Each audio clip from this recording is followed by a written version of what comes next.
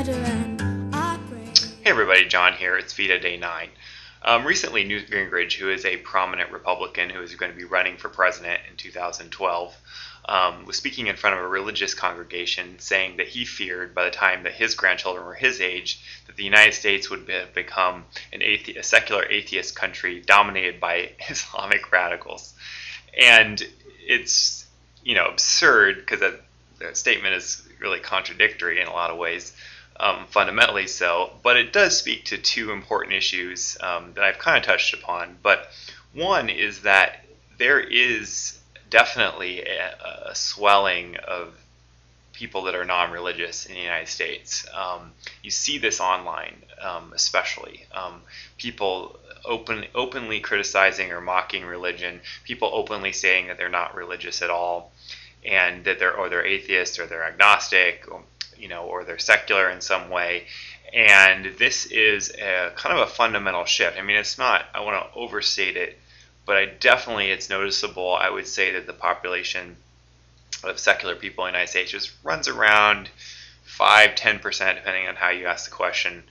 It's going to be doubling to maybe almost 20%, in another generation's time. And I think that has largely to do with the fact that religious America in the United States is largely conservative America, and a lot of the issues that they're so hot and bothered about offend more young liberal people, and therefore they associate their religious ideas with kind of bigotry and small-mindedness and the limitation of fundamental rights that they may like, or people hurting the downtrodden in terms of gay marriage or access to reproductive rights, pro-choice or abortion.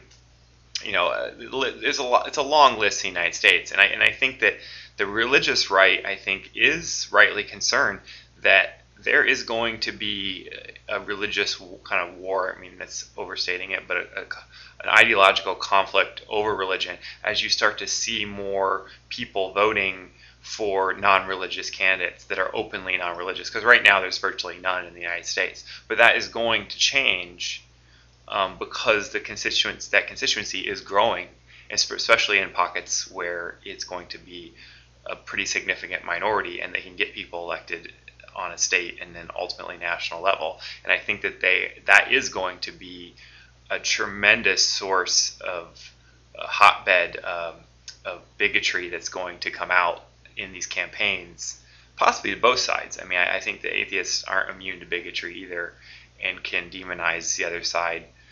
And I don't say almost as bad, but definitely that there's a case can be made that would happen too.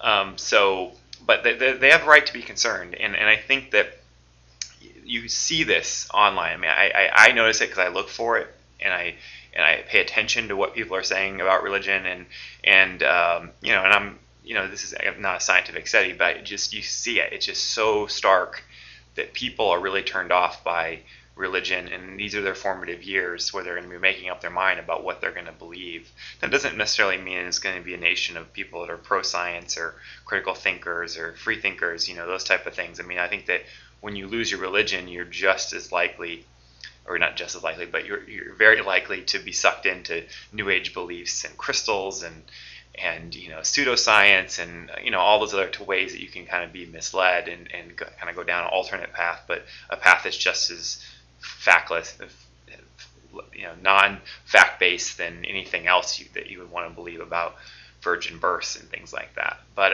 anyway, that's what I want to talk about, and to look for it. It may not be in this 10 years, but I think another 10 years from now, there's going to be a major religious debate in the United States versus secular people versus religious, and it's going to be ugly. It's going to be as ugly as anything that we've seen in politics in the last, ever since really civil rights probably. So anyway, I'll see you guys tomorrow. Bye-bye.